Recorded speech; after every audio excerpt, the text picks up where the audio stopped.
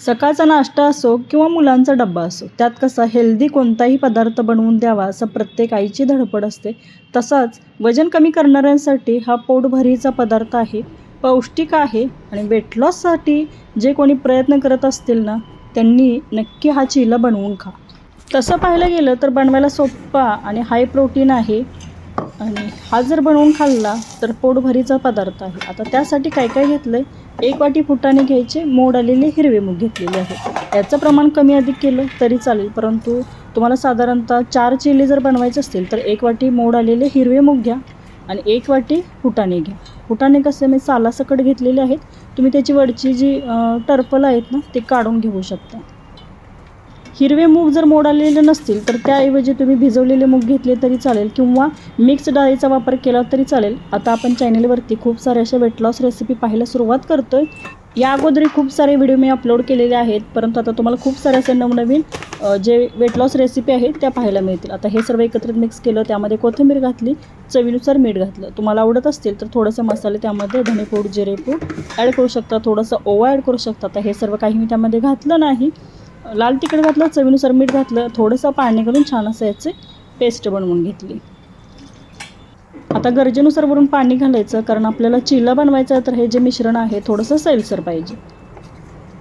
आता यामध्ये कोणतीही पीठ ॲड केलेली नाही, त्यामुळे पाणी थोडंसं बेतानच घाला, कारण जास्तच पातळ झालं तर चिला ज्यावेळी आपण उलटतो ना त्यावेळी तो तुटेल.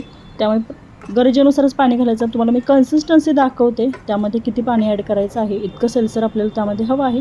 थोडीशी बारीक कट करून घेतलेली कोथिंबीर, गाजर किसून घेतलेला आहे आणि कांदा बारीक कट करून घेतलेला आहे. आणखी काही त्यामध्ये भाज्या ॲड करायच्या असतील तरी करू शकता. पनीर थोडंसं किसून त्यामध्ये घालू शकता.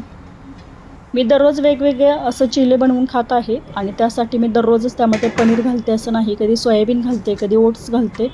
आता यामध्ये गाजर घातलेला आहे.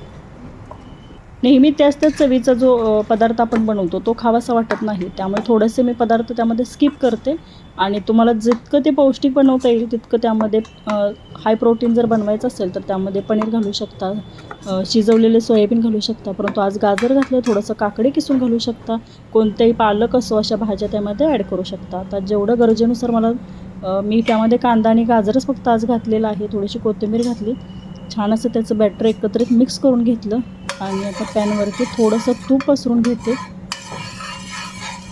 तुपाऐवजी तेलाचा वापर करू शकता. तर इथे नॉनस्टिकचा पॅन मी यूज करत आहे, कारण कमी तेलाचा वापर करायचा होता. आणि थोडंसं तूप पसरून घेतल्यानंतर बॅटर अशा पद्धतीने पसरून घ्यायचं. आता यामध्ये आपण गाजर किसून घेतले, त्यामुळे जास्त पातळ असं पसरवता येत नाही. हे बघा अशा पद्धतीने होता होईल एवढं ते पातळ पसरून घ्यायचं. आता मी हाताने थोडंसं पसरून घेते, म्हणजे एकसारखं सर्व बाजूने पातळ असं पसरवता येईल. अगदी 2 मिनटामध्ये तयार होतो. कोणतीही पूर्वतयारी न करता घरात जर मोड आलेले मूग शिल्लक असतील तर झटपट होणारा हा चिला आहे. सकाळी जर मुलांच्या डब्यात जर बनवून दिला तर मुलं तो दह्यासोबत किंवा सॉससोबत आवडीने खातात. पौष्टिक तर आहे आणि पोटभरीचा आहे.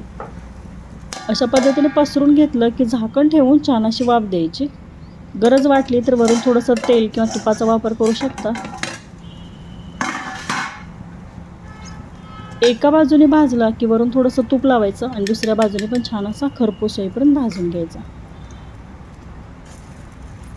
ही रेसिपी आहे ना मैत्रिणींनो, नक्की तुम्ही करून पहा. चवीला तर तितकीच जबरदस्त लागते आणि जे कोणी वजन कमी करण्यासाठी प्रयत्न करत असतील तर त्यांनी अशा पद्धतीने बनवलेले पौष्टिक पदार्थ नक्की बनवून पहा.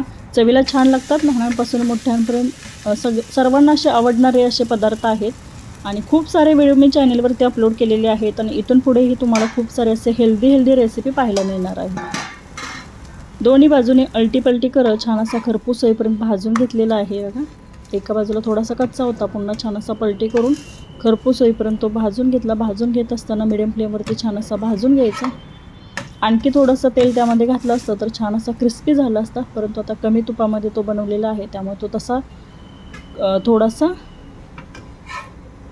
कुरकुरीत असा कमी झाला आहे, परंतु छान असा झालेला आहे. दह्यासोबत हा नक्की ट्राय करू शकता आणि एखादी भाजी असेल तर त्यासोबतही खाऊ शकता. हे बघा मी आज दह्यासोबत खाण्यासाठी घेतलेला आहे. रेसिपी तुम्हाला आवडली असेलच तर त्यासाठी एक लाईक तो नक्की करायचा आहे. चॅनलवरती खूप सारे असे पौष्टिक पदार्थ जे आहेत थोडंसं वेगवेगळ्या पद्धतीने बनवलेले मी अपलोड करणार आहे. तर चॅनलवरती नवीन असाल तर सबस्क्राईब नक्की करायचं आणि हा व्हिडिओ जास्तीत जास्त शेअर नक्की करायचा.